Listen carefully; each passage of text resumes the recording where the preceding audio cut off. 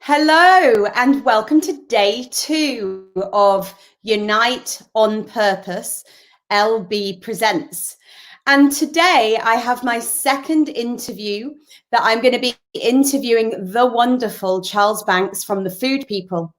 And Unite on Purpose has been set up because we're all about creating a purpose-driven movement towards global unity. And our purpose at Bob is to unite people around the world so everybody has the right to be seen and heard. And as you see on my wall, create the face of modern business. What if we could shift education, health, manufacturing, retail to be able to make a positive change in the world? So I invited Charles Banks on because he is doing exactly that. And he has been through our Bob Business School, and him and his business partner, Wayne, are absolutely renowned in the food industry for being the innovators and drivers of trend. So let me introduce my wonderful guest, Charles Banks from the Food People. Hi, Charles. Everyone. Hi, Lindsay. Thanks for having me. Thanks for coming on to the show. You are day 2 in the hot seat. We had Andrew from Aaron of Scotland yesterday, and he came on to talk about his purpose of being the voice of Aaron and shifting Scotland. So today it's going to be very interesting to understand all about the food industry and what's been going on in your world. So, Charles, let me kick off, because obviously you've been in the Bob Business School with us, and I've spent quite a long time with you and your business partner, Wayne, and you are absolute innovators of change. You sit at the forefront of the trends in the food industry. You work with some really top brands, don't you? Like very, very big supermarkets, and you are the one that share where the trends are going. So would you tell us a bit about your business and tell me about the Food People and what you're about? Yeah, definitely. Well, as you know from some of our conversations, working in the food and drink industry is an incredible place to be. It's so diverse, it's changing so very, very quickly. And over the 16 years that we've been doing what we do, we've seen it change faster and faster. And there's always something new to talk about within food and drink. It's whether it be new products, new ways of servicing our basic needs for food and drink. It's so diverse. It covers cultures and different environments, but it's just so much bigger than that. And I think that's one of the things that we've learned.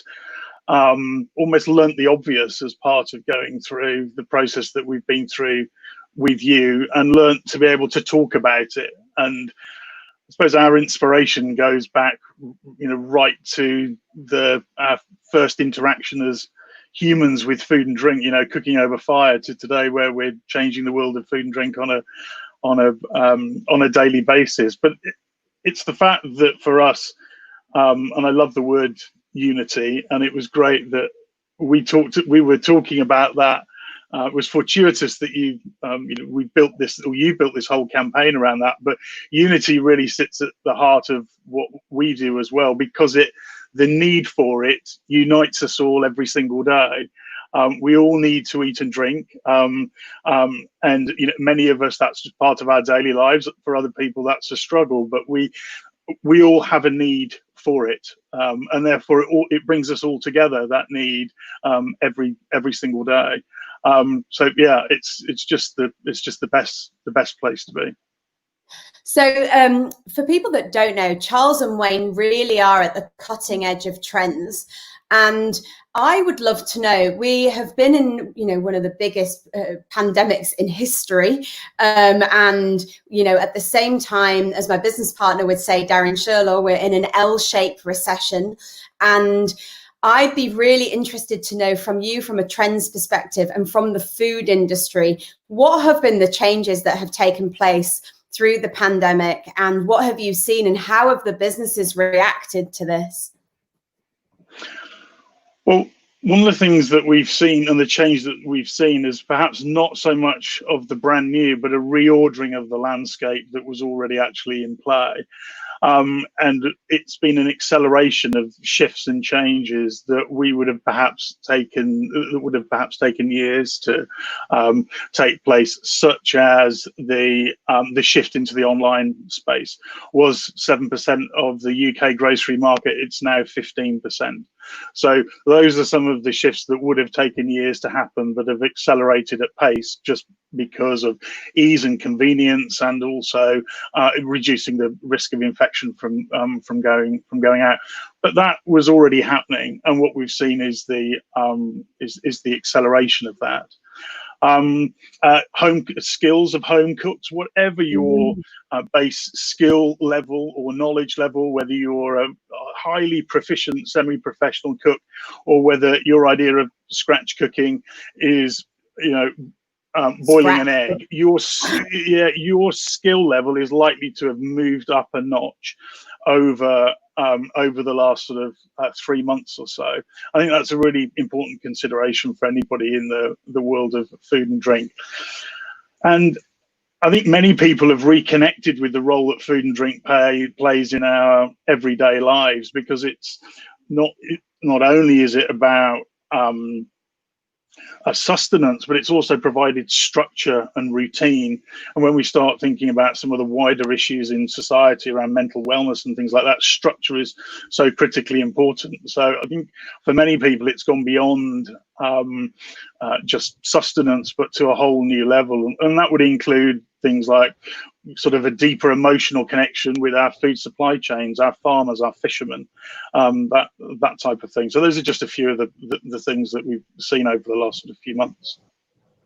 So I'm going to put you on the spot a bit now, because there's a couple of trends that that I come from a consumer trends background, and I've worked with many brands spotting gaps over my 19 years of being in that world. And there's two trends that I've been talking about. One is conscious consumption, and the fact that people are now consuming in a more conscious way, and waste is a big trend that people are now looking at. I'd really love to get your take on that one. And the second trend is around local. And what I've been saying to people is going back to local, people either growing their own foods or trading with local. And so I'd like to get your take on that one as well, from the trend expert. Yeah, definitely. Well, I think, conscious consumption is so important. I think there are certain elements with conscious consumption that have probably been challenged in the recent past around, the whole move was towards zero packaging and reducing packaging. I think in some spheres of our daily lives, we're probably starting to see a little bit of unwind of that, just because of the protective barrier that it naturally provides. But certainly over the medium term, we would expect the force of pandemic to actually accelerate that, and that connection with actually the unthinkable has just happened from a pandemic perspective. And the next unthinkable that is going to happen is around climate shift, climate change. And that isn't something that's going to be that you're going to be able to kind of pop a pill, if you like, and have immunity from. That's not something that's going to happen. So and it really ties in with your second question, actually, because some of the things that we expect to see accelerate off the back of that is it a greater connection with our local food systems, because supporting local and understanding how that local food ecosystem works is increasingly important. And the dopamine hit, the feel good that comes from making that positive choice to a business or a brand or an individual within your local community. I think that's a really important thing to consider. But also championing things like heirloom and heritage products and varieties to preserve those varieties into the future. I'd expect greater levels of badging and signposting for consumers when they're making a positive choice around the environment or biodiversity. I mean, we've had the traffic light system in health for quite a few years now. What about the same from an ecological and environmental perspective? So we know when we're making that positive choice. I think generally sort of building greater levels of resilience within our supply chains, just because the unthinkable has happened. And waste, as you talk about, is absolutely key. And I mean, a lot of the waste actually happens in home, which is an opportunity in itself. And then as we move back up through the supply chain, you've got different elements of waste. But a big part of waste is about distribution. So we've got enough food. It's about getting it to the right people, and how we do that. And that is something that needs to be decoded at a regional, national, and global level, and requires business and government and wider organisations to come together to help tackle that. So yeah, those together with health in food and drink and challenging supply chains and the role that communities play, that together with the two topics that you've just talked about are the things that we're incredibly, I was going to say passionate, we're obsessive about them, to be honest. So interestingly, you work with some of the biggest retailers in food, and I'd be interested to hear, obviously, when the pandemic hit, but before that even, how are they moving into new spaces? Because we do talk about local, but we also talk about community. Are they still just charging ahead in the same way that they were before? Or are they now looking to smaller retail outlets? I spoke with a lady from a clothing brand on a panel the other day called Scamp and Dude, and her brand was very conscious around foundation, give back. She's supporting a lot of charitable organizations with her clothing range, set up a foundation. And I wondered if that's translated into the bigger businesses yet, into the bigger retail stores, or are they looking to the smaller businesses to look at trends? Yeah, I mean, we spend our whole working lives looking at what is emerging and gaining momentum. And very often that starts with the smaller players because they're more agile, they can move faster and be very resolute on meeting one very specific need. But the bigger brands and businesses have very much got this on their agenda to, greater or lesser degrees. And we're starting to see this pre-pandemic, and there are a couple of projects that Wayne and I worked on as a business. One with a UK retailer, and the other with a processed food manufacturer producing ready meals and so on. And the conversations that we were having with them, they were really starting to take community, health, and their responsibility as businesses that feed the nation, that are responsible for putting food propositions in front of the public at large, and really starting to think about their responsibility at a completely different level. And I remember a conversation that Wayne and I had where we were saying, do you know what, this is the first time that we're starting to see these conversations happen, in some cases above profit. So that was quite a milestone. I'm not going to say it's widespread, but for us, working with those businesses means that we're in a position to be able to influence the change, which is where absolutely we want to be. And of course, that ties in perfectly with our purpose, which obviously we'll talk about later. But that's why for us, we do work with those mega brands and mega retailers, because if you get them to making an incremental shift, that makes a massive difference in the broader food experience that we all have as a whole. So Charles, I often talk about, coming from a trends background, I talk about when I used to break trends in the market, we always used to look for the 3% leaders and the 15% influencers to go and break the trend, because we always recognize that institutions, the bigger, very bigger brands, were never necessarily going to make the change. It was always going to come from the minority, the 3% leaders or the 15% influencers. And I remember sitting in my kitchen in my house, and yourself and Wayne were around my kitchen table, and we were building out your business. And you told me an amazing story of a waste company. I think he was in Brighton, and he was quite small, but he was able to redistribute waste from the kitchen and the restaurant. Could you tell a little bit about that company?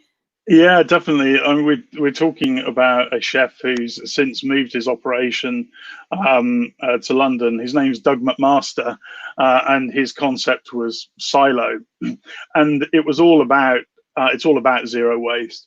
If you think, and you can make the same analogy with cooking at home, you buy things in, you consume them, and you produce an element of waste, whether that be food waste, packaging waste.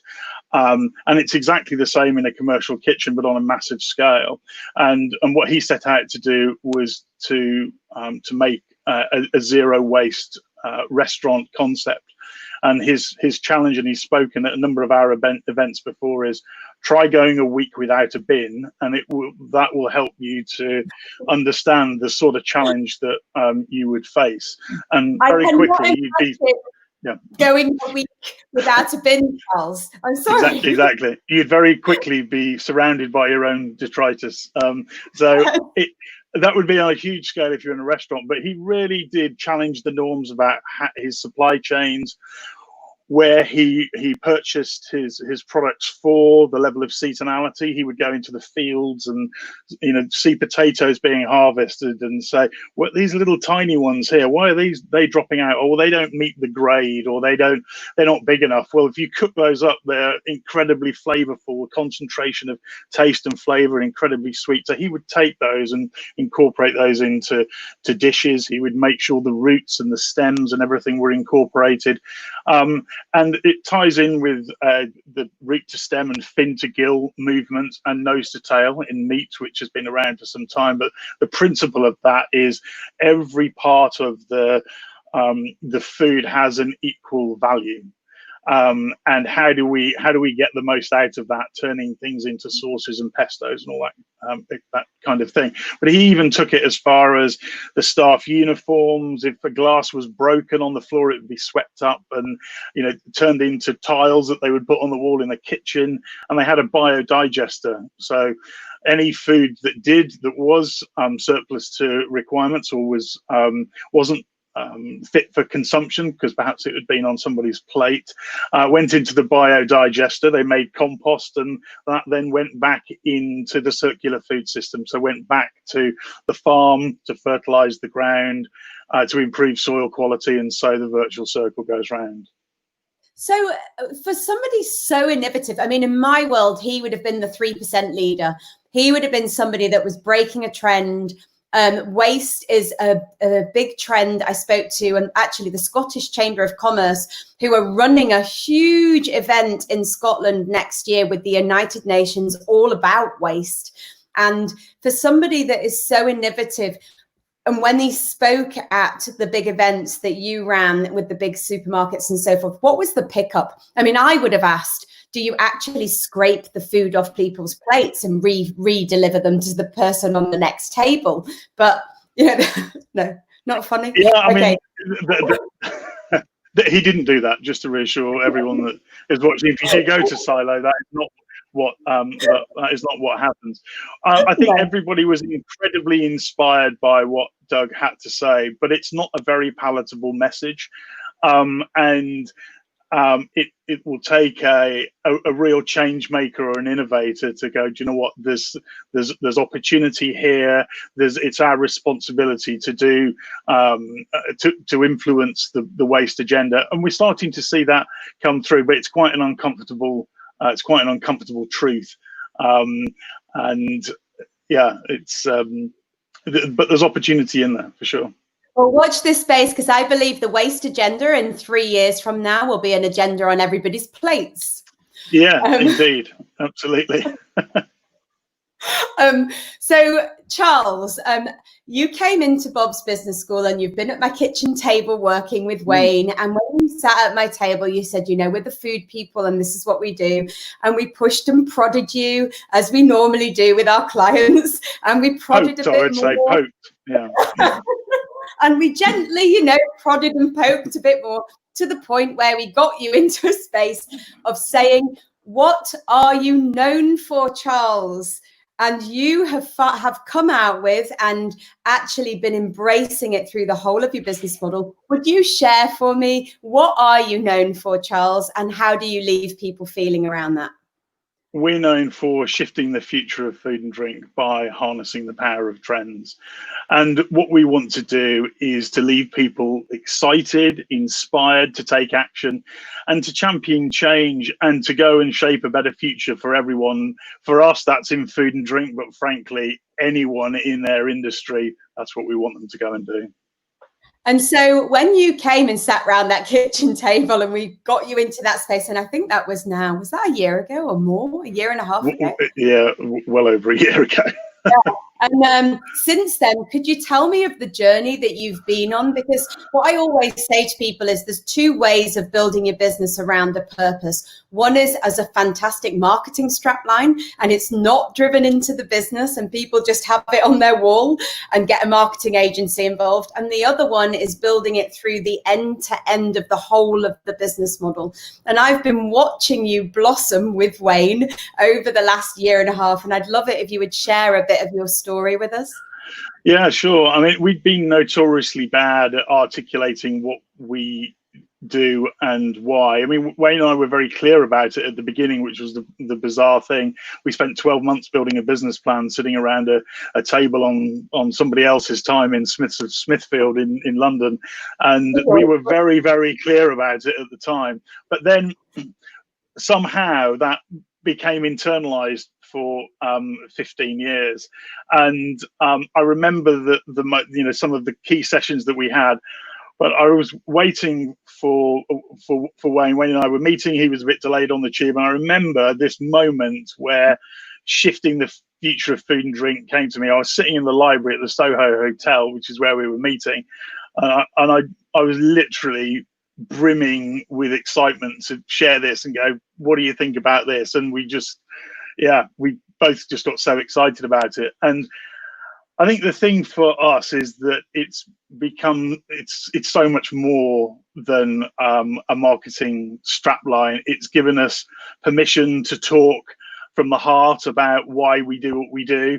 And it's so much more than a vision or a purpose. It's an embodiment of why we do what we do as people and as a team as well.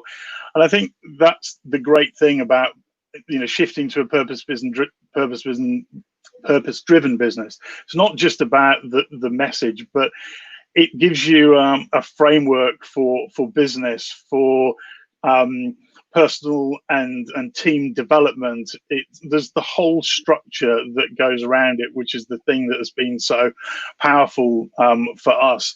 And over the last few weeks, we've made some structural changes and regrouped our team around the purpose and our values and the brand ladder and so on, and just to see how energized they are, how many ideas, how kind of with us they are on this journey. It's just such a powerful thing. And when you get it, as I said to Wayne the other day, you start to not worry so much about the fundamentals of running a business, which we all do around the sales and the bottom line, because you just develop a belief system that goes around your purpose, that that you've got a formula, and you can see how that will unravel and what that could do. So yeah, hugely powerful. So I'm passing you the Unite on Purpose bag. I'm passing it to you, Charles. There you go. Yeah, I got it. Got it. Good. Right, you've got the bag. That's like having the keys to Boris for the day, and you can do what you want with the country for the day with your purpose. What are you going to do? What would you do? What as the food people? What are we going to do? Food people, you've now got Boris's job for the day. I've given you it. You're going to unite on purpose, all around your purpose of shifting the industry of food. Well, I mean, our focus areas would be distribution of food and health to the right people, and make sure that was distributed equally from both a health and a nutrition perspective as well. I think we would want to make sure we've got an equal share and spread of trade between, the big corporations, but also the smaller businesses as well, and create space for change makers. I mean, we're actually starting an initiative called In Conversation With, much like this actually, where we're going to be talking about other champions of change. Yeah, exactly. Where we're going to be talking about talking to other champions of change, other people that are shifting the future of food and drink.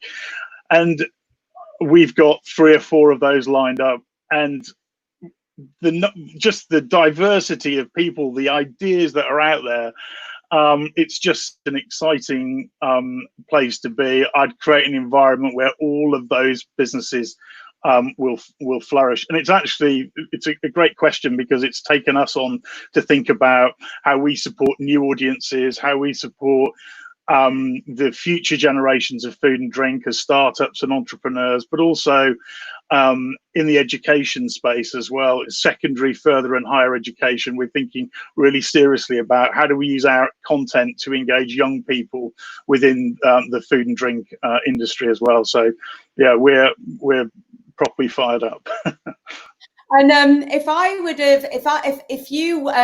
you're now in the future and it's 3 years from now and you're looking back on what you've achieved, do you think that there's that next generation there that's going to look back up at you and go, okay, you were the ones that were the catalyst of pioneering this and moving that forward? Could you see that happening? Yeah, I can absolutely see that happening. And through things like new audiences program, thinking about things like bursaries and foundation, that's exactly where we want to be. And again, I could cite notes in my Evernote that I took right at the beginning of lockdown, when Wayne and I sat down and said, okay, how are we going to turn this devastating situation into an opportunity? And I remember having a conversation that said, yeah, we want to be inspiring that next generation, so that somebody said, I saw that really inspirational piece of content or a video or something from the food people that made them go, right, I'm going to commit to this industry. I'm going to do something different. I'm going to be a change maker. So yeah, I do.